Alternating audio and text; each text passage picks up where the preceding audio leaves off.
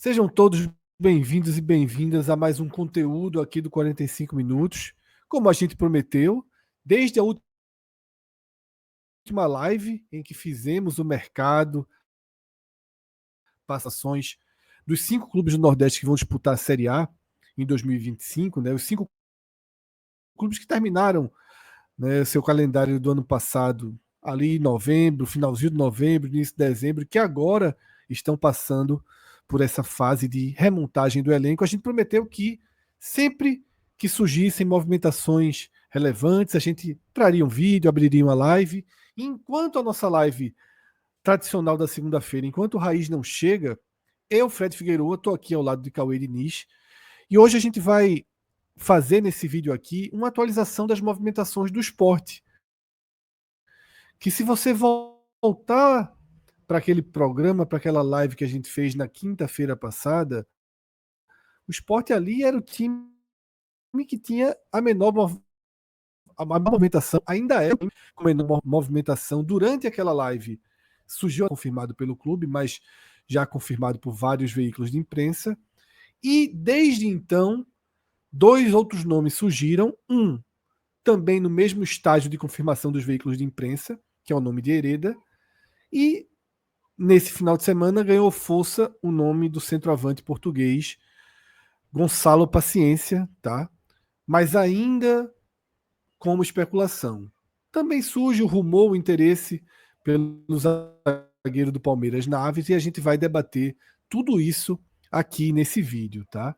Mas antes da gente mergulhar no tema, nesse tema focado nessas movimentações do esporte, eu vou convidar vocês a assistirem outros vídeos, tá? Outros vídeos do 45 Minutos que estão disponíveis em nosso canal. Nesse sábado, né, algumas horas atrás, nossa equipe, né, com Fábio, com Felipe Assis, né, com Arthur Silva, Fábio Hermano, Felipe Assis, Arthur Silva, eles trouxeram o primeiro telecast de 2025, Cauê.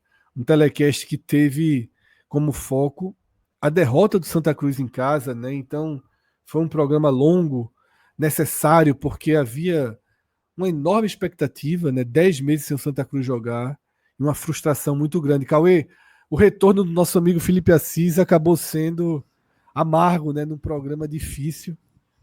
Pois E é, tá Fred. aí o convite para quem quiser assistir. Não é fácil Pior que não, viu, era. Cauê? Não, de forma alguma, Fred. Pior que era aquela. São aquelas tragédias que muitas vezes você imagina que pro Santa Cruz vai acontecer. Quando você vê o adversário, o 13, aí você começa a lembrar aqueles passados do Santa Cruz, de drama sempre no Arruda, de Série C, de Série D, agora que se tornou, infelizmente, mais habitual. Perder Copas do Brasil também, de ser eliminado por equipes do Nordeste de menor poder aquisitivo, mas como 13, Campinense, equipes do Rio Grande do Norte, equipes de Alagoas. Então, quando você já visualiza esses confrontos em sistema de mata-mata e no Arruda, eu olho muito o passado, porque eu me lembro de figuras como o 13 mesmo, passado de aquele um atacante teve. Eu acho que até depois chegou a jogar no Santa Cruz, o Alério, que acabou com o Santa lá no passado e era do 13, num jogo contra o Santa Cruz, em algum campeonato eliminatório da vida desses. E aí o nosso amigo Franja, depois de 7 meses longe, quando volta, já volta com essa estreia, né? Mas sabia do risco, né? Sabia do perigo. É, Cauê, esse formato da pré-Copa do Mineiro é muito brutal, tá? Não por acaso, além da queda do Santa Cruz, a gente teve a queda do ABC em casa, tá? Perdeu para o Maracanã. O Retrô, que talvez fosse mais favorito do que o Santa Cruz, acabou sendo eliminado pelo Motoclube, Isso. que é menos time, ou tem uma, uma- um histórico recente mais frágil que o 13, tá? Então, para quem quiser ir além da análise do jogo Santa Cruz, dentro dessa live a gente extraiu um outro vídeo focando nos 8 jogos da pré-Copa do Nordeste e nos confrontos dessa quarta-feira, nos confrontos que vão definir as 4 vagas, né, para a fase principal, para a Copa do Nordeste propriamente dita. Além desses 2 vídeos, recomendamos ainda 2 vídeos recentes que entraram no nosso feed. Um deles extraído da última live, da live geral da quinta-feira, Cauê participou, a gente debateu o quanto esse G5 do Nordeste formado na Série A para essa temporada 2025, o quanto ele pode trazer de consequências dentro da região. É claro que todo mundo celebra, a gente celebra, tá? Um recorde histórico. Os 5 clubes fizeram uma movimentação de marketing conjunta sobre isso no primeiro dia do ano, né, com a hashtag Nordeste no Topo e essa imagenzinha que a gente está vendo aqui na tela. Mas junto com esse acesso do Sport do Ceará, a permanência do Vitória, com Bahia e Fortaleza indo disputar Libertadores, esse grande momento desses 5 principais clubes, criou-se um abismo muito grande, tá? E até se conecta com esse drama de Santa Cruz. A gente tem um abismo, a gente tem, inclusive, o termo G7, né? Pelo menos momentaneamente, ficando muito em xeque. Claro que historicamente ainda tem muita coisa relevante para se trazer para o debate, mas nesse ano, nessa temporada, é até difícil argumentar G7, é até difícil abordar temas com foco para os 7 clubes, mas assistam o vídeo, né, para entender a visão de cada um sobre esse tema. E outro vídeo que a gente também deixa o convite, essa tour, lá vem o Flamengo de novo aqui, né, jogar no Nordeste, repetindo o que fez em 2023, quando trouxe jogos do Carioca, né, para serem disputados aqui na região. Foram 3 partidas ano passado, seja como mandante ou como visitante, vem no acordo com os clubes menores do Rio. Agora serão 4 jogos e eu, Cássio e Celso, a gente gravou um vídeo aí debatendo as consequências, né? Os interesses do Flamengo, mas também os interesses desses estados que recebem. Quem é que ganha com isso efetivamente, né? Se o futebol local fica algum espólio positivo para ele. Spoiler aqui, eu realmente não consigo identificar o que ficaria, né, para um estado como o Rio Grande do Norte, que, como a gente acabou de falar, viu o ABC ontem ser eliminado de uma pré-Copa do Nordeste pelo Maracanã do Ceará, né, uma crise que parece só se agravar no futebol potiguar e que acaba, né, abrindo espaço para que outros clubes, como o Flamengo, ou necessariamente o Flamengo, venham aí conquistar o mercado, tá? Se Mais ainda um fosse ponto redistribuído aqui a que a gente grana, traz. Fred, se ainda fosse redistribuído a grana, provavelmente vocês tenham Exatamente, falado no assunto, perfeito. ó, vai cair aqui na conta da Federação Potiguar R$ 300 mil. Pô, dinheiro bom. Vamos repartir aqui como reforço para o Campeonato Potiguar esse dinheiro.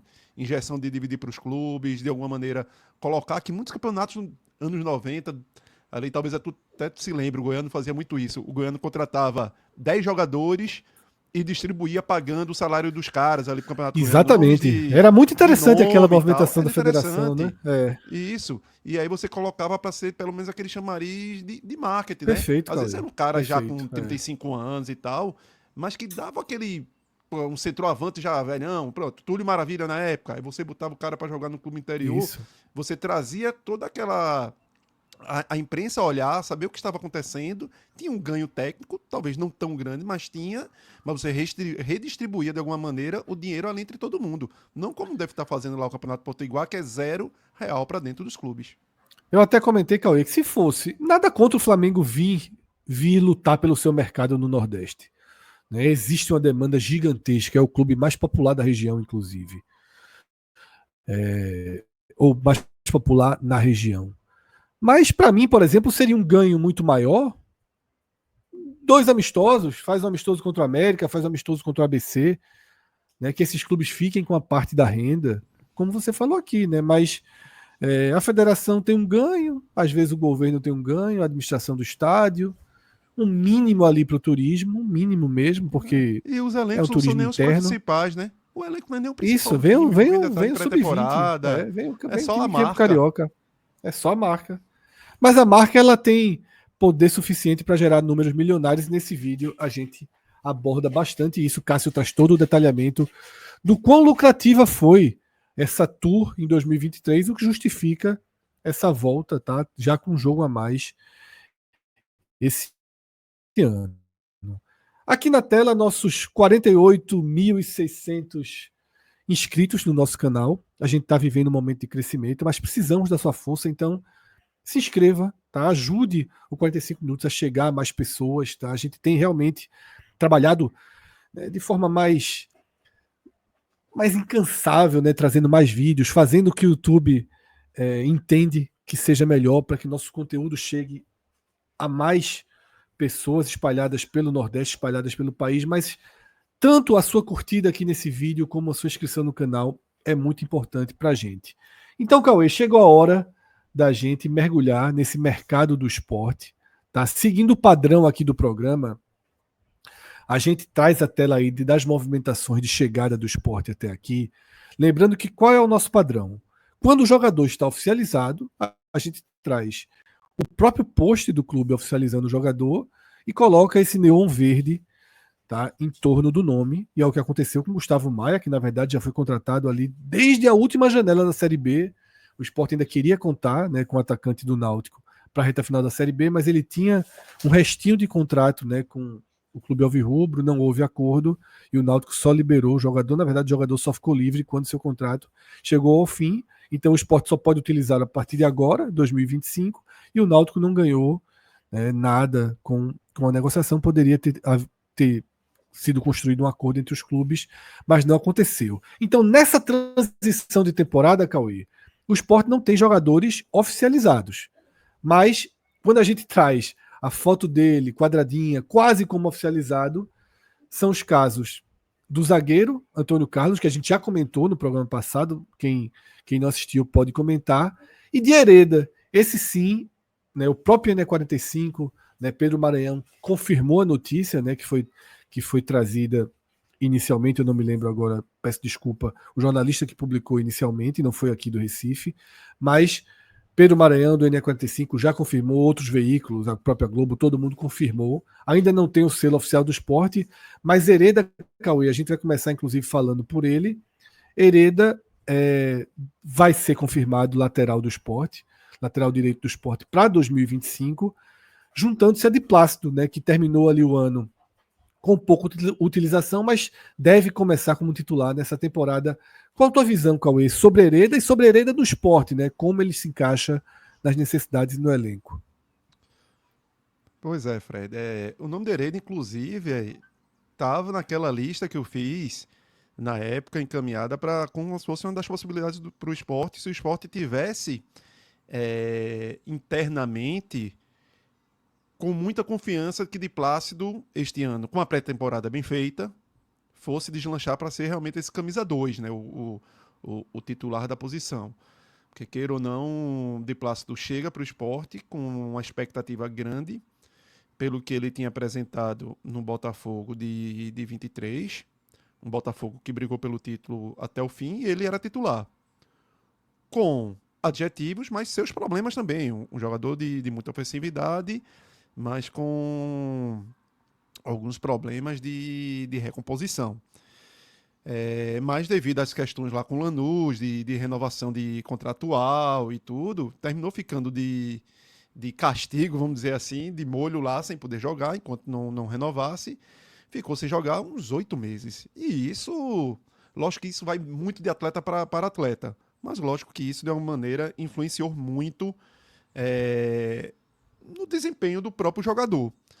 E a gente viu ainda que chegou, ainda teve uma lesão, terminou retardando e Cariús terminou sendo o dono da posição ali durante a Série B. Então, diante desse contexto, a chegada de Hereda, por mais que não fosse a minha primeira opção, eu teria outras opções, se eu fosse escolher, e viáveis, por exemplo, Dieguinho, que fechou com o Ceará, Claudinho, que era no outro patamar, porque a gente viu o esforço financeiro que o próprio Vitória teve que fazer para adquirir o jogador, porque é um jogador que já Claudinho chegou ali perto da casa dos 5 milhões, né, Cauê, de investimento para trazê-lo, né? Exato. Então era um patamar de investimento que talvez não fosse para o esporte a lateral direita uma prioridade, já que tem de Plácido até o meio do ano inicialmente, por empréstimo do Lanús. Tinha Dudu, que também teve no Criciúma e pertence ao Fortaleza e por enquanto não fechou com ninguém, que seria um nome excelente, um nome para brigar e talvez até ser titular na frente de Plácido. Mas eu entendi a movimentação, tanto que eu botava Hereda ali, como se fosse um nome teoricamente barato, diante dessas demais opções, um movimento mais simples, por mais que o esporte precise desembolsar algo ou fazer alguma composição financeira com o CRB pela vinda do jogador durante este um ano. Mas é um jogador que, ao meu ver, por mais que não tenha experiência em Série A, é um jogador de uma regularidade grande ao ponto de não me temer a questão de ser reserva. Eu acho que é um jogador muito sólido. Não é um jogador espetacular, mas é um jogador muito consciente, inclusive, das suas próprias equivalências mesmo, do que ele pode produzir.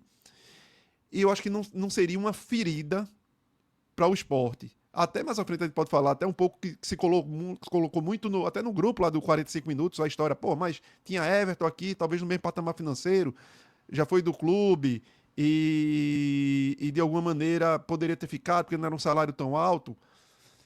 Mas eu até preferi ter Hereda, por vários contextos que se a gente for entrar mais à frente, até a gente pode comentar. Se argumentava, Cauê, se argumentava em favor de Everton ter jogado já uma Série A pelo Sport, jogou basicamente de Isso, ponta, né?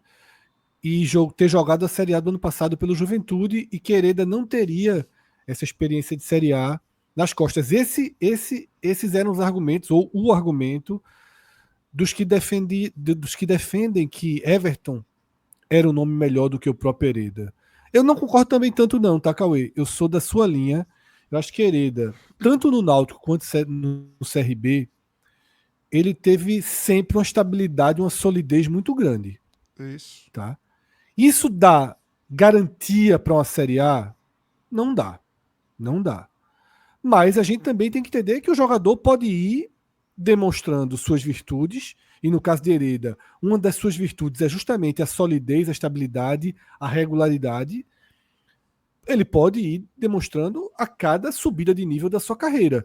Porque no CRB a gente viu ele jogar em alto nível quando necessário. O CRB fez partidas de um nível mais duro. O CRB No eliminou o Bahia Fortaleza até, Fred. O dentro de próprio Salvador na Fortaleza. semifinal de Copa do Nordeste e fez as finais contra o Fortaleza, É, né?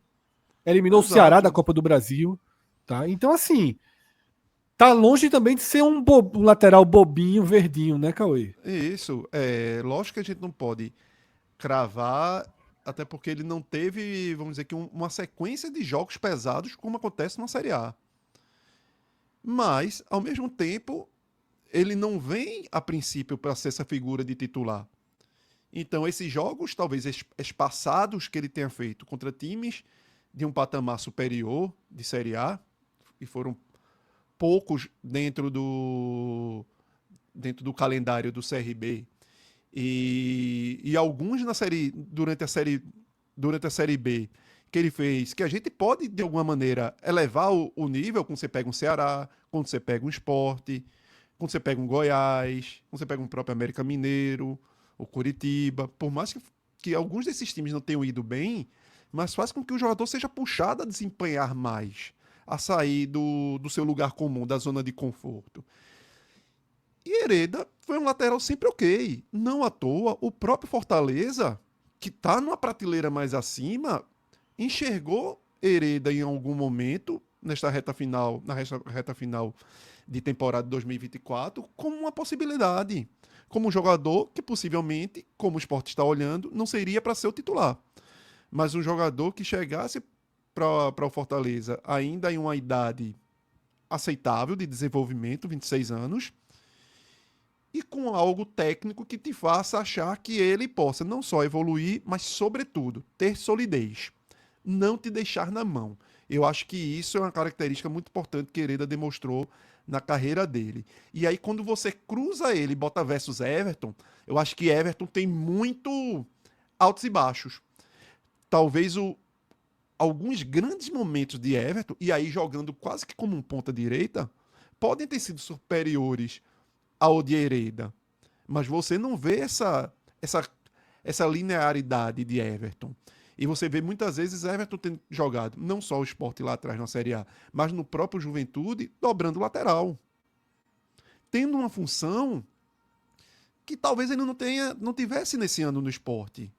Talvez ele precisasse ser no Sport de 2025 o Everton que foi da temporada dele, da primeira temporada dele, na Série B com o Sport. E que muita gente questionou.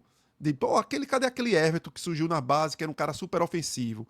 Se tornou um Everton mais defensivo, que segurava muito no sistema defensivo, muito a posição, guardava muito a posição, e o torcedor queria ver aquele Everton mais ofensivo, chegando no ataque, chutando a gol, porque talvez ele tenha essa dificuldade de ser esse lateral mais híbrido, ele precisasse fazer uma escolha para aqueles jogos, e pela própria decisão do treinador na época, de eu preciso da sua solidez defensiva. Então a carga dele mental fosse muito mais para ser um lateral defensivo naquela ocasião do que ofensivo. Então, até por essa questão de linearidade, eu acho que Hereda seria mais vantajoso. O próprio Everton, o torcedor muitas vezes queria de volta, mas não teria paciência com ele. A gente sabe, o torcedor do Sport já tinha... se Everton não fizesse uma Série A espetacular para qualquer clube que não fosse o Sport, e não foi o caso no Juventude, que ele fez uma Série A ok, para dentro dos padrões, e não era um titular absoluto, porque o titular absoluto era João Lucas. Se ele tivesse feito um grande brasileiro em algum clube de Série A, aí talvez o torcedor do Sport olhasse assim e bancasse Everton. Como o Chico fez um grande paulista pelo Novo Horizontino, né? Isso. E mesmo assim precisou mostrar. Chico não teria aquele crédito todo. Isso. Foi porque Chico chegou e não errou. Foi um zagueiro muito correto. Então nem deu brechas para isso. E substituiu o Castan, que tinha errado, altamente né? Que vinha queimado. Muito. Exato. Então não tinha muita escolha ali para o Sport. E Chico fez o dele. E se Everton não conseguisse fazer? Então seria altamente criticado, porque já era criticado. Boa parte da torcida do Sport nunca engoliu o Everton. Então, até pro próprio Everton, eu acho que Everton não queria voltar. Até porque quando o Everton estava no Sport, queria muito sair. E não era porque não tinha simpatia pelo clube, é porque às vezes você sente que é melhor você virar uma página, seguir um outro caminho para demonstrar seu futebol. Às vezes não casa, às vezes não dá certo. E não adianta ficar insistindo. Então eu achei boa essa permanência lá de Everton no Juventude, até por isso. O Grêmio e o Inter olham muito Juventude, espelham muito Juventude. Então um bom gauchão de Everton já eleva o patamar dele. João Lucas foi embora do Juventude, não fica no Juventude supervalorizado. Então já a chance de Everton já começar o ano como titular é grande. Então ele fazer uma boa Série A eleva a chance de um bom gauchão e depois uma continuidade na Série A, eleva a chance de Inter e Juventude e Inter e Grêmio tentar adquiri-lo, tentar comprá-lo, e aí ser esse ativo financeiro que é bom para o esporte. Quando você investe em divisões de base, não quer dizer que você precise somente que esses caras joguem pelo seu clube, demonstrem futebol e conquistas. Você tem que revelar e fazer dinheiro. Nem que esse cara tenha dado um gol para você, nem que esse cara não tenha dado um título sequer para você. E o Atlético Paranaense mostra muito disso. A gente não fala, lógico, desse Atlético Paranaense que caiu, mas da história desse Atlético Paranaense que nos últimos 20, 25 anos construiu de, muitas vezes, contratar jogadores que às vezes nem eram aproveitados no clube e quando você via estava sendo vendido por 10, 20, 30 milhões emprestado por outra equipe, a outra equipe. Então, um negócio com Everton nesse sentido, deu certo no Juventude e for vendido mais lá na frente, vai ser excelente. Resta saber apenas e confiar de que o contrato tenha sido muito bem feito para que o Sport não tenha desvantagens neste negócio. E sobre Hereda, a minha visão é muito parecida com a de Cauê, como eu já trouxe aqui. Eu acho que o Sport traz um jogador que está no momento da carreira pronto para chegar na Série A. Eu acho que é uma evolução natural da carreira de Hereda, que veio do Náutico, que se comportou muito bem no Náutico, muito bem no CRB, e agora precisa, né, comprovar que é um grande lateral, um bom lateral, que já demonstrou ter esse potencial num nível abaixo. Eu acho que outro ano, por exemplo, de Hereda na Série B já começava a passar do ponto. O Sport faz um movimento correto, acho que até por isso houve alguma facilitação nessa negociação, tá? Porque o jogador tem contrato com o CRB, o jogador está valorizado, e o CRB, junto com o atleta, entendeu que ele também pode ser um ativo. Tudo o que Cauê falou agora sobre a estratégia do Sport ter Everton no Grêmio também vale, de certa forma, para o CRB, apostando nessa valorização de Hereda em um nível maior, porque o CRB acredita no potencial de Hereda. E talvez fosse extremamente frustrante para o jogador mais uma temporada longe da elite, mais uma temporada tendo esse rótulo de um lateral bom para um nível abaixo. A gente já falou aqui, houve uma sondagem do Fortaleza por Hereda ali no meio da temporada, tá? Da temporada passada, depois das finais da Copa do Nordeste. E o Fortaleza de lá para cá já trouxe Mancuso, né, que é um grande lateral direito, jogou de lateral esquerdo, né, no final da temporada. Mas o Fortaleza não tem a urgência ou não tinha uma porta aberta como o Sport tem para que Hereda chegue e dispute posição com o de Plácido, tá? Porque ele não chega para ser titular absoluto nem reserva absoluto, né? De Plácido ele vai precisar, deve largar na frente, mas já vai precisar comprovar, né, a aposta que existiu nele depois daquele 2023 bem interessante que ele fez no Botafogo. Mas Cauê, vamos então para a parte de especulações que ainda não tiveram nenhuma confirmação de um grande veículo de imprensa. Então, Cauê, vamos passar agora para as especulações, tá? E a mais forte que surgiu nesse final de semana foi a do português Gonçalo, né, Paciência, um jogador com uma história considerável, né, dentro do futebol europeu, né, jogou regularmente ligas importantes, em camisas importantes do futebol europeu, jogou no Porto, no Eintracht Frankfurt, né, no Celta de Vigo. Desde setembro estava no Japão, e aí, com alguma surpresa, o nome desse centroavante passou a ser vinculado ao Sport, e ainda que não tenha tido nenhuma confirmação de um grande site, a gente do NE45 ainda não conseguiu, por exemplo, essa confirmação, mas já começam a se somar indícios suficientes para que a gente traga esse jogador para análise com seriedade. O site português 00, ele afirma, inclusive, eu vou até colocar aqui na tela, tá? Ele afirma, inclusive, que o jogador, deixa eu trazer aqui para a tela,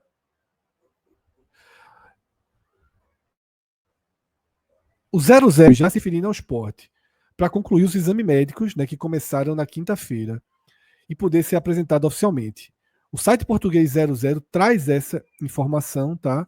E aí você soma com as fotos no Instagram da esposa dele, que é brasileira, tá? Ele passou o Réveillon aqui em Alagoas, né, na Praia dos Milagres. Ou seja, existem indícios e até informações, no caso do site português, fortes o suficiente para que a gente trate aqui como uma possibilidade real, Cauê. E eu queria a tua análise, então, sobre o Gonçalo Paciência. Eu faço uma introdução muito rápida, dizendo que longe de cairmos na armadilha, no canto da sereia, de achar que o Sport está trazendo um astro do futebol europeu, que já jogou pela seleção portuguesa, jogou 2 vezes, contra Luxemburgo e Lituânia, fez até um gol contra a Lituânia, disputou a Olimpíada por Portugal. O Sport não está trazendo um astro do futebol europeu, nem mesmo um astro do futebol europeu no início de uma queda de patamar de carreira. Não é isso, não é esse o jogador que o Sport está contratando. O Sport está contratando, Cauê, um atacante de carreira no futebol europeu. Um atacante de composição de elenco, um atacante que joga regularmente, que tem um número de partidas bem interessante dentro de ligas duras, como eu já falei. Talvez uma grande promessa que não se materializou como esperado. Então, Cauê, eu sei que você já passou aí a última noite e madrugada dando uma pesquisada mais aprofundada, assistindo vídeos, entrevistas, lendo reportagens sobre esse centroavante. Queria a sua visão, né, dessa possível contratação do Sport, né, Gonçalo Paciência. Fred, a madrugada foi intensa depois que o nome saiu dele pipocando. Até inclusive essa imagem que está aí na tela, né, do texto aí do 00 português, essa imagem é de uma entrevista que ele deu, acho que em junho de 24, uma entrevista muito boa, de 1 hora e 5 minutos, para um jornalista português.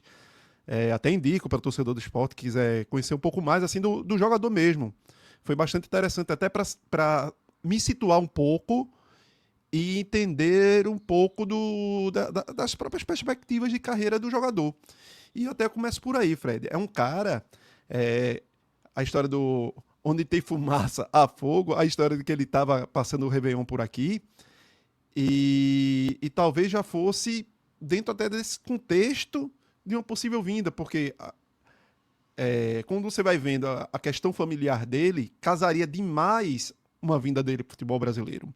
A esposa dele é brasileira, é uma advogada brasileira, eles estão casados, namoravam acho desde 2022, casaram em dezembro do ano passado, e tiveram um filho recentemente, agora uma filha recentemente, agora acho que é maio de 24. Ou seja, talvez até o movimento dele para o futebol japonês tenha sido um movimento um pouco equivocado no sentido de até dessa questão familiar mesmo, de estar mais próxima da filha e de um núcleo familiar que pudesse de alguma maneira estar mais junto do jogador. E até nesse tempo da negociação com o Sanfrecce Hiroshima, o nome dele surgiu no León do México, há uns 6 meses atrás. Então, possivelmente, o nome dele já estava sendo colocado em disponibilidade para os seus empresários, o que fosse, para sair um pouco do eixo Europa. E aí o México, de alguma maneira, seria se aproximar um pouco, tá um pouco de volta até daqui de perto, de alguma forma, da família da esposa dele, que pelo que eu vi é de Brasília, pelo menos ela se formou na profissão na universidade lá em Brasília. Então, eu acho que esse contexto já ajudaria muito esse fechamento dele com o esporte. Outro ponto que eu acho que tenha dado match nessa história, pelo que vem se colocando aí pela imprensa portuguesa, é que o esporte teria buscado uma assessoria de pesquisas mesmo de futebol para tentar achar nomes que coubesse dentro do orçamento do clube para centroavante. E aí, foi pelo menos o que saiu aí em rede social, né, que o esporte teria colocado para essa consultoria que precisaria de nomes no mercado com um salário ali na faixa de 350 mil. Então, quer dizer, quando você vê isso, você também já, de alguma maneira, já fica mais aliviado que o clube talvez não esteja dando um salto financeiro acima do permitido e que, de alguma forma, quando você contrata esse jogador sendo abaixo dos 400 mil, te abre uma possibilidade, uma margem que, se a princípio ele não der certo, no Pernambucano, no Nordestão, que você ainda tem uma margem financeira para tentar uma bala na agulha maior. Então, isso para mim, se realmente for confirmada a história dos até 350 mil de teto para ter trazido esse jogador, também me deixa tranquilo nesse sentido, que ainda há uma brecha para tiros. E a negociação, ao que tudo indica, pelo que a gente viu, a forma com que ele chegou ao futebol japonês e as notícias que chegam, que está explicada no próprio 00, depois quem não viu, lê a matéria. O custo é só o salário, né? Talvez alguma luva para empresário, algo assim, mas não tem custo de transferência com o clube que ele está no Japão. Isso. Ele já estava livre no futebol europeu e assim chegou lá no Japão, fez esse contrato curto. Eu até vi algumas páginas que falam sobre J-League japonesa para ver se tinha alguma coisa de contratar mais e não tinha, até surpreendeu um pouco até algumas pessoas lá no mercado japonês, a saída dele, porque por mais que fosse um contrato curto, mas esperava que ele, pelo que ele vinha demonstrando, que talvez ficasse um pouco mais no país. E é um cara, Fred, que aí vamos entrando mais na questão técnica do jogador. É um jogador que surgiu lá atrás no Porto. Eu tive que pesquisar muito, porque realmente a minha o que eu tinha na memória dele era a Olimpíada de 2016 no Brasil, no Rio. E o fato dele ser filho de um grande centroavante de futebol português, Domingos Paciência, que foi, como acompanhei muito o campeonato europeu, anos 90, na época de moleque, Paciência era o camisa 9 do Porto, na época de Rui Barros, que era um camisa 10 bem enjoadinho do Porto, Folha, ponta esquerda, Vitor Bahia no gol, João Pinto zagueiro. Então, ele fez parte por várias temporadas daquele time do Porto. E foi o caminho aberto que o filho, Gonzalo, teve para começar o futebol.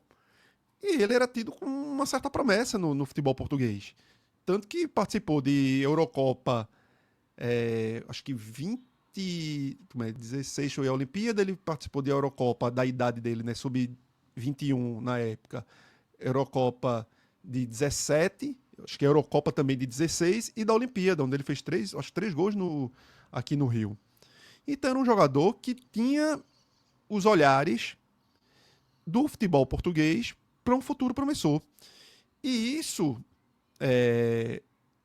se confirma um pouco quando você vê algumas entrevistas que eu fui vendo, hoje você tudo no YouTube, você vai botando, pesquisando e baixando, de alguns técnicos portugueses. Sérgio Conceição, que foi um super meio-campista da seleção portuguesa, jogou Lazio, Parma, Inter de Milão, jogou Copa do Mundo. Sérgio Conceição foi o treinador do Porto durante as últimas 6, 7 temporadas. E agora que foi pro Milan. E foi o treinador que meio que deu algumas chances para quando depois que ele sai do Porto, da base do Porto, e roda no Acadêmica e no Vitória de Setúbal, que é onde ele tem uma minutagem boa ali com 21 anos, e faz uns gols onde realmente ele começa a se afirmar como jogador profissional, e diz, aquele cara da base, esquece, é esse jogador profissional. Ele faz realmente uma boa temporada pelo Vitória de Setúbal, e aí ele volta, ou ele passa pelo Rio Ave antes e depois vai ao Porto de novo. Mas ele pertence ao Porto. E aí Sérgio Conceição abraça ele e começa a dar algumas oportunidades a ele. E aí tem uma entrevista de Sérgio Conceição, que é muito boa, que fala justamente dele, falam dele, que a imprensa pergunta, e ele diz, e Conceição justamente diz que ele é um bom jogador, mas que precisava de sequência. Ele usa essas palavras, sequência e confiança. Outro treinador, depois que teve lá em Portugal, José Couceiro, também reforça essas mesmas palavras, sequência e confiança, porque ele ali já tinha 24 anos, nesse regresso ao Porto, mas ele não conseguia se consolidar, ele não conseguia emendar partidas. Era um reserva, mas que não tinha uma solidez de estar entrando, marcando gols, era talvez aquele, você olhasse para o banco, era o segundo, terceiro reserva ali para a posição, sobretudo centroavante, que era a origem dele. E aí você entende um pouco que o tempo foi passando e o jogador não foi se consolidando. O que se esperava dele? O cara que se esperava dele, que Sérgio Conceição disse, é esse cara que talvez chegue na nossa seleção, que a gente espera que chegue à seleção portuguesa. E esse cara não chega. Esse cara não se consolida. E esse cara aí vai procurar em outras prateleiras do futebol europeu oportunidades. Foi ao Olympiacos da Grécia, mal jogou, ainda bem jovem, e aí ele encontra lá no futebol alemão, no Eintracht Frankfurt, um espaço onde realmente ele consegue jogar. E aí ele tem a oportunidade de jogar em algumas temporadas mais como titular e em outras mais como reserva. O melhor ano dele, que é 19 com 20, 18 para 19, temporada 18, 19 é 19, 20. Ele forma meio que uma dupla de ataque com o André Silva, que é a seleção hoje portuguesa, uma das opções do camisa 9 da seleção portuguesa, André Silva, e ele meio que faz uma dupla de ataque. Ele não era o centroavante. Eles jogavam lá formando quase uma dupla de ataques, André Silva titular, e ele era aquele reserva que várias vezes entrava como titular formando uma dupla de ataque, quando o treinador assim escolhia o sistema de jogo. Foi bem lá, é super bem quisto no Frankfurt por essas suas temporadas. Tem uma saída para o Celta, emprestado, campeonato que teoricamente seria mais fácil dele jogar, e ele tem dificuldade, não consegue jogar bem. Tem um início de pré-temporada boa, pelo que eu vi, pesquisando aqueles jogos contra time árabes, aquelas pré-temporadas bem... Se apresenta bem, mas não se consolida. E aí volta pro futebol alemão, pro Bochum, já num patamar de time que briga para não cair e consegue ali ajudar, mas como reserva, e consegue evitar uma queda que era dada como certa do Bochum, a segunda divisão alemã. Acaba essa passagem e aí ele faz essa escolha. Eu acho que já meio que o futebol europeu é complicado para ele, ele visualizando outras coisas. E é quando ele vai para o Japão. Mas o que, que a gente vê dele no futebol europeu? Um reserva que habitualmente entra, nem sempre conseguia marcar gols, não tem minutagens tão extensas e não tem uma quantidade de gols tão elevada para um centroavante. Mas quando você vai cruzar minutos com gols, aí você já começa a ver que o drama não é tão grande.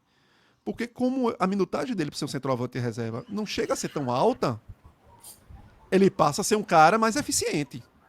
Sim. Ele passa a ter esse recorte mais eficiente de gols marcados. Agora, lógico que se você for fazer uma Ficaria curva de carreira dele, Cauê, não por estilo, mas por matemática, Zé Roberto em 2024 no Sport, isso, né? isso. E ele tem um Seria algo pouco de Zé parecido. Roberto. Até em estilo, Fred. Ele tem um pouco de Zé Roberto. Se você for até colocar até lá no grupo do 45, o pessoal perguntando e tal. Eu disse, ó, nem disse Zé Roberto.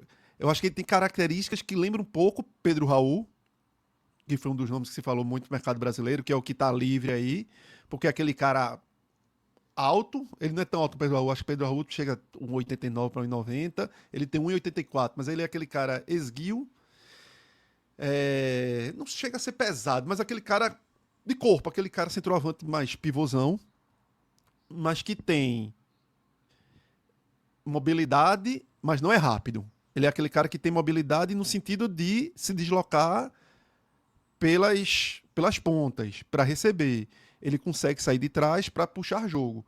Mas ele, ao mesmo tempo, não é um cara de velocidade ao ponto de eu vou lançá-lo para ganhar na frente de zagueiros mais rápidos, na frente de um lateral.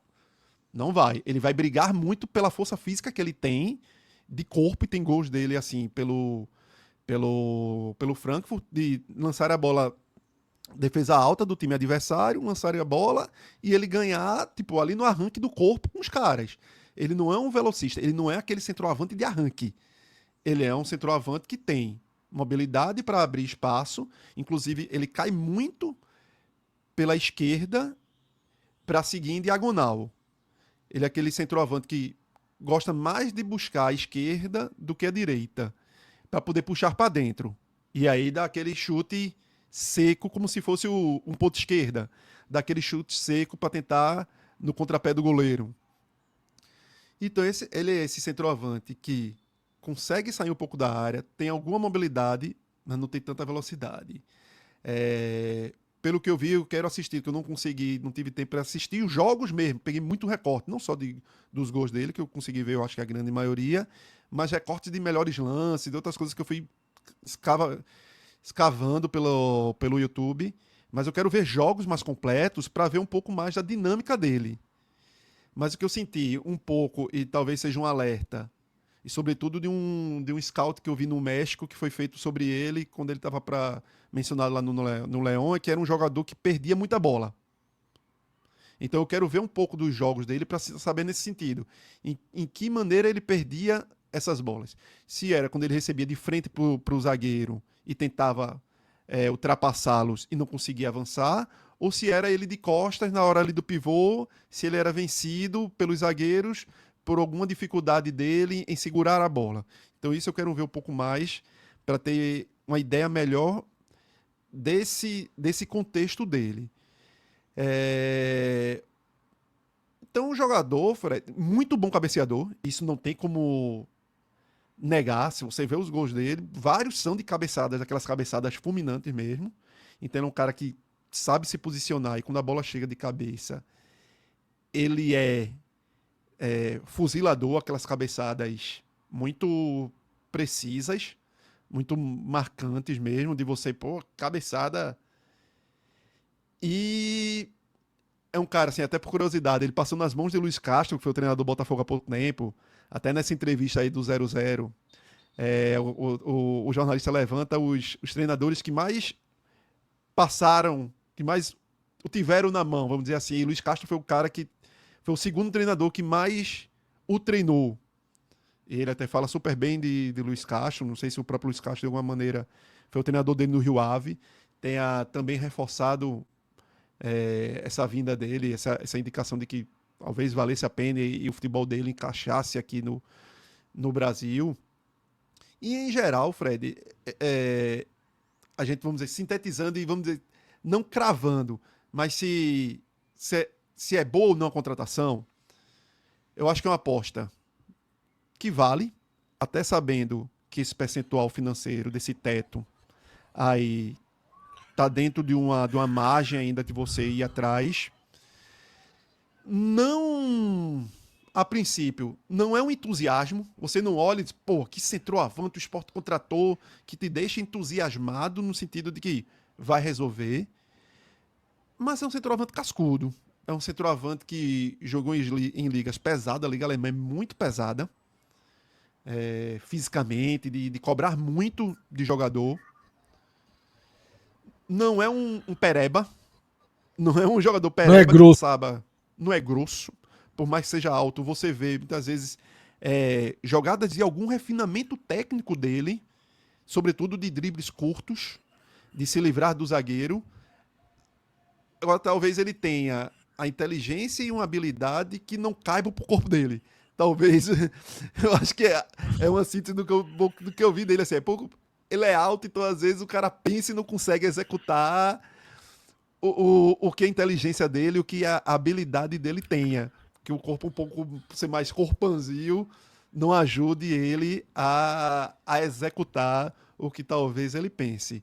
Mas eu acho que é uma boa aposta nessa dinâmica de ser um cara forte, que deve ser, por esse tempo, de jogar em clubes de meio de tabela, de campeonatos de Bundesliga e de Liga Espanhola. É um cara que deve entender muito taticamente do jogo, que deve ter leitura de jogo. E isso, para quem precisa sobreviver na Série A, como inicialmente é o que o Sport precisa. E isso não quer dizer que o Sport não pode almejar coisas maiores, pode, mas precisa primeiro sobreviver, para depois tentar coisas maiores. Então, talvez seja um cara que seja importante nesse sentido, de ser tático, importante de leitura de jogo, alto para definir alguns jogos na Ilha do Retiro, que a bola aérea vai ter que ser necessária. E ele diz muito disso numa das entrevistas, que o torcedor do Frankfurt gostava muito dele porque várias vezes ele entrava ali naquela reta final de jogo e era o cara E que resolvia, decidia. né? Ele até diz isso nessa entrevista do E 0 a pode ser uma 0. grande arma, Cauê, pro tipo de jogo que o esporte vai precisar fazer dentro e Isso, fora de casa, né?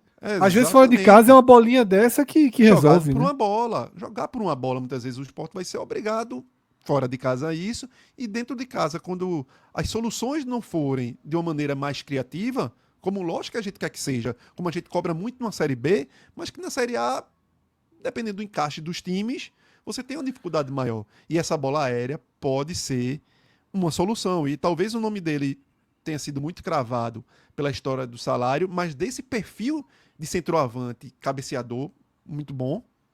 E que aí, lógico, o Sport vai precisar ter essas ferramentas que o coloquem numa condição que ele possa executar isso daí. Mas é esse jogador que pode ter essa entrega, que pode dar esse arremate final para o Sport, que em algumas ocasiões vai ser muito necessária. Cauê, você passou por alguns pontos aí que eu vou complementar sobre a forma com que eu vejo a escolha por Gonçalo Paciência, mas eu acho que existem dois pilares da escolha, digamos assim, ou da aposta. É uma aposta, sim, é uma aposta, mas não tem exatamente aquele perfil que a gente costuma utilizar a palavra aposta, mas é uma aposta porque você está tentando importar um contexto inteiro, tá? E é Sim. por isso que eu entendo que a termo aposta até cabe, mas eu vou ficar como escolha. Existem dois eixos para mim são fundamentais. O primeiro, você já detalhou bastante, é o fato de ser um jogador que ele pode não ter brilhado na Bundesliga, pode não ter brilhado, mas como você falou, ele é bem avaliado em Frankfurt. E não foi uma temporada, 2, 3. Então ele tem uma sequência de que ele conseguiu jogar a Bundesliga. Ele pode não ter sido brilhante. Ele pode não ter sido artilheiro, um grande jogador, chamado a atenção, despertado o interesse de clubes maiores que o Frankfurt. Mas foi pro Certamente Celta ele na não... Espanha, de outra liga. Isso, é. Então, assim, Mas o certamente pessoal enxergou alguma coisa, né?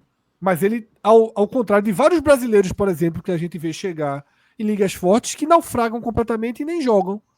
Vou dar um exemplo: Exatamente. Mikael, do Sport, que não conseguiu ser minimamente útil na Itália. E volta e Em um vira rei clube... aqui, Fred, várias vezes. Isso. Vários jogadores brasileiros batem em volta e viram rei aqui, porque o patamar Isso. da prateleira é um pouco mais abaixo. Então, até por isso, Gonzalo pode dar certo, porque ele vai descer uma prateleira. É lógico que ele está descendo uma Exatamente. E aí prateleira esse é o ponto. de nível. É isso. É.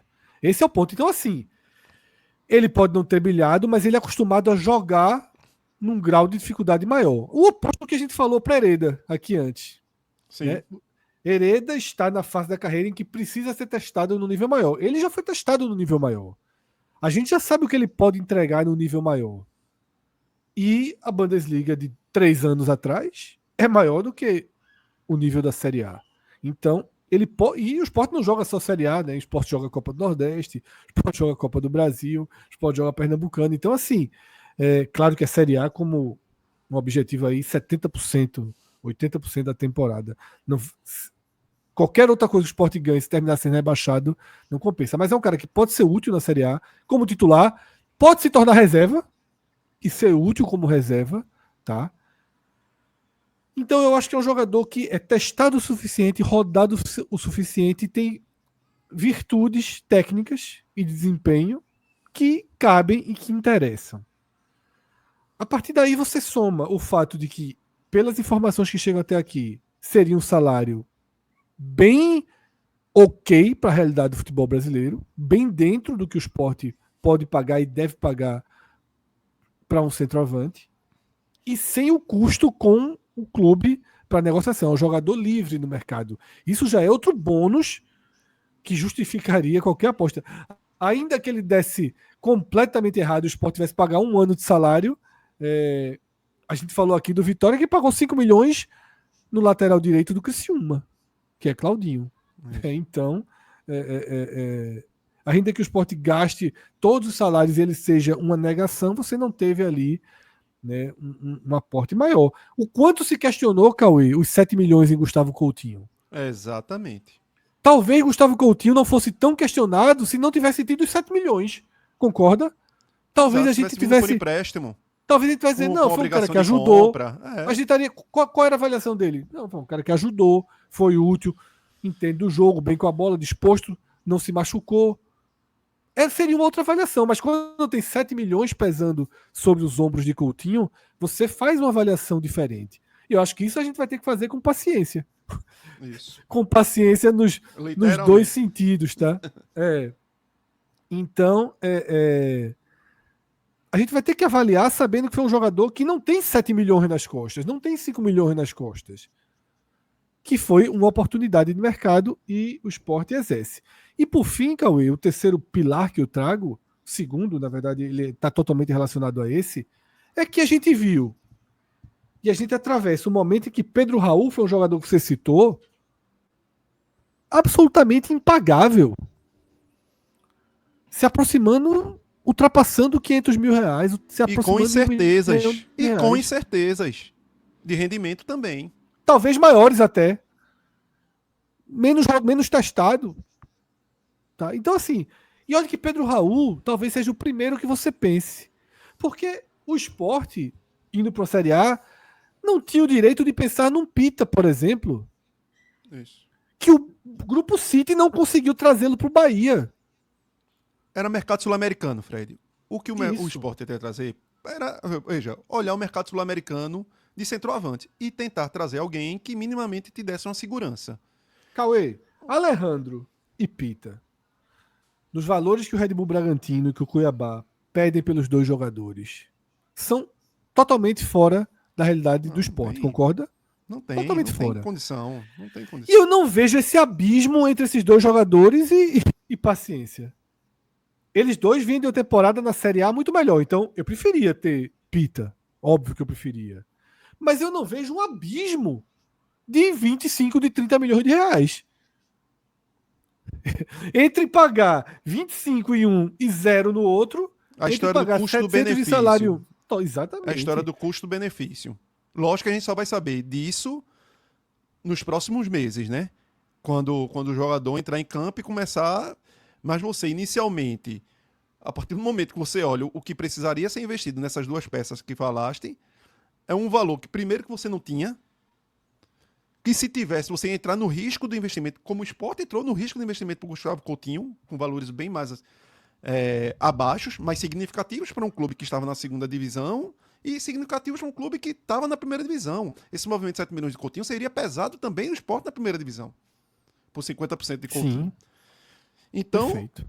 o custo-benefício talvez seja muito melhor. Como também o próprio Gonzalo pode ser um fracasso, pode não dar certo, pode ter dificuldade de adaptação. O custo já é melhor, vamos saber o benefício, né? O tamanho mas do o que que ele vai consegue custar devolver. um fracasso de Gonzalo esse ano será 350 vezes 12. Exato. Pô, é 4 milhões esse de ponto reais. que chegar. 4,2 milhões de reais. Pronto, cara. Eu não fiz a conta tão rápido aqui quanto você, mas quando eu citei o que o Criciúma pagou, desculpa, o que o Vitória pagou ao Criciúma por Claudinho, lateral direito, foi justamente isso. Porque se Claudinho não conseguir render no Vitória, você vai ficar na cabeça, pô, foram 5 milhões de reais e mais todo o salário. No pior dos cenários, é um investimento que hoje, de salário, é compatível, né? Até para dar errado. Até para dar errado, tá? Então, Cauê, dessa forma a gente vai fechando esse vídeo, tá? Na imagem anterior que eu passei aqui, você viu que além de paciência, tem a especulação por naves, mas é uma especulação ainda muito muito verde. A gente comenta mais sobre ela caso Fred. E só haja até um reforçando aquecimento. antes de encerrar de Gonzalo, que eu acho que é mais um ponto super importante que pode ajudar a dar certo, é a vontade do cara, de alguma maneira, de querer ficar no Brasil. A família da esposa daqui, criança pequena. Então não é Isso. algo que o cara, provavelmente, não estou afirmando, mas a ida dele para o Japão, que era algo totalmente diferente de contextos, de tipo, ficar mais distante, eu não sei nem se a família foi junto ou não, mas de até retaguarda familiar, quem tem filho sabe, a necessidade que muitas vezes você tem de ter uma base por trás ali de família, de uma ajuda e tudo. E por mais que você tenha dinheiro para levar, para pagar, não é nem sempre a mesma coisa. Então, queira ou não, ele vai estar próximo da família da esposa, por mais que ela seja de outro estado. Mas essa facilidade, e talvez ele está abrindo um novo mercado que abra para ele próximos anos de carreira. E se o cara teve disposto a ir para o Japão, o cara está disposto a ficar aqui. Não é aquela coisa de uma chuva de parar de E aí vou são passar um muitos verão contextos, só. né, Cauê? Sim, sim. São muitos contextos, Cauê. Se estava disposto a ir para o Japão, está disposto a vir para o Brasil. Ok, o Brasil é inseguro, o Brasil tem violência, mas o Brasil tem um futebol mais atrativo do que o do Japão. O Brasil tem uma cultura muito mais próxima para ele, afinal, estamos falando da mesma língua. Tá? E de torcida, ele vem um país que é algo da mesma língua. que ele enfatiza Isso. muito nessa entrevista do 00, que o repórter pergunta a ele sobre a diferença do futebol espanhol para o da Alemanha, e ele assim, ele se derrete pelo futebol da Alemanha, pela torcida, ele, pô, o carinho, a força que o torcedor tem, a vivência do dia a dia que o torcedor tem com jogadores na Alemanha é algo fora do comum. É algo que ele disse, a gente não vive dessa forma na Espanha, tem em Portugal, mas ele disse que é de uma forma até que talvez ele sofra um pouco aqui, das cobranças, e que ele disse que na Alemanha, aquele negócio, acabou o jogo, vida particular. Vida particular. Ele disse, ó, perdeu, não precisava, ele até usa não precisa de teatrinho para ficar chorando, para poder mostrar que eu tô triste. O alemão entende que perdeu, vira a página, no próximo jogo tem que ganhar. Mas não fica fiscalizando sua vida se você tá sorrindo ou não em rede social. Aqui as fotos da esposa. Aqui as fotos da esposa dele já estão aqui, ó. na nossa live, porque não foi no Instagram dele, foi no Instagram da esposa, Da esposa, né, pois é. que ela postou e começou a circular. Então, no Brasil, paciência, paciência, tá? Porque aqui as redes sociais e quando acaba o jogo, você não tá 100% desligado. Mas, Cauê, como eu estava concluindo, né, reforçando o que você falou, é a mesma língua, tá? É o lugar Isso. da família da esposa. E tem um treinador português, uma comissão técnica portuguesa. Exatamente. Tá? Ajuda Então, demais a vinda. tem um cenário pronto para ele chegar e arriscar. Se é uma aposta para o esporte, é uma aposta para ele também. Tá? Então é isso. Teremos vários outros vídeos assim, que novas confirmações, novos indícios, seja jogadores especulados, confirmados, anunciados, tá? A gente vai ter sempre vídeos como esse fazendo as análises do jogador e fundamentalmente do jogador dentro da realidade do clube que ele está inserido, tá? A gente tem, por exemplo, e a gente vai fazer isso na segunda-feira, a análise do elenco, como a gente está vendo aqui na tela agora, ao meu lado, né? A gente tem jogadores confirmados, jogadores que permaneceram, as especulações. A gente tem analisado cada elenco que está sendo formado. E esse ano, esse período vai ser mais longo, porque os principais clubes do Nordeste vão começar a jogar com elencos sub-20, mesclando base, jogadores pouco utilizados. Então, esse período de ajuste do elenco em 2025 tende a ser um pouco mais prolongado. Então, acompanhe tudo aqui. Sempre que você vir uma thumb, uma capa com o nomezinho mercado, você sabe que a gente está falando ou de reforços, ou de saídas importantes, negociações, especulações. E é isso que a gente vai estar sempre trazendo para vocês, tá? Eu sou Fred Figueroa, fiz esse programa aqui com o Cauê Diniz, tá? O suporte aí, tanto de Alan, como na edição de Rodrigo, e é graças a todos nós, a esse quarteto aí, que o programa chega até a mão de vocês. Muito obrigado.